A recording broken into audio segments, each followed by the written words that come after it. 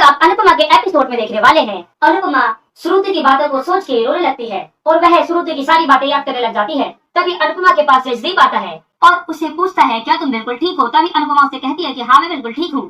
तभी अनुपमा उससे कहती है कि मुझे अपने डांस क्लास जाना है तो मैं जाती हूँ। तभी जसदीप उसे कहता है क्या मैं तुम्हें छोड़ दूँ। तभी अनुपमा कहती है नहीं मुझे थोड़ी देर अकेले रहना है, मैं पैदल पैदल चली जाऊंगी। तभी लीला, किंजल और वनराज अनुपमा के बारे में बात कर रहे होते हैं। तभी अनुपमा के बारे में लीला बोलती है कि अनुपमा को दूसरी शादी नहीं करनी चाहिए थी कि उससे पहली शादी भी नहीं संभाली गई तो दूसरी शादी भी नहीं संभाल पाएगी। और वो खामा ही वनराज में खोट निकाल रही थी क्योंकि खोट तो उसमें ही है। अगर वनराज में खोट होती तो उसकी दूसरी शादी बिल्कुल अच्छे से चलती।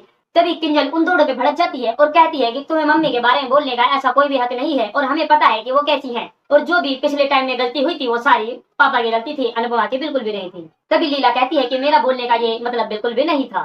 तभी किंजल उससे बोलती है कि अगली बार आप बिल्कुल ढंग से बोलना। तभी वनराज कहता है कि अनुपमा के साथ ऐसा ही अनुज ने ऐसे टाइम पे किया है जिस टाइम पे उसका बर्थडे था, ये बर्थडे वह कभी भी नहीं भूलेगी। तभी अनुपमा वहाँ से जाने लग जाती है और यशदीप उसे देखता है और वह उस सारे कार्ड को देख के बोलता है कि आज ही अनुज को ऐसा काम क्यों करना था, कम से कम बर्थडे के बाद ही कर लेगा।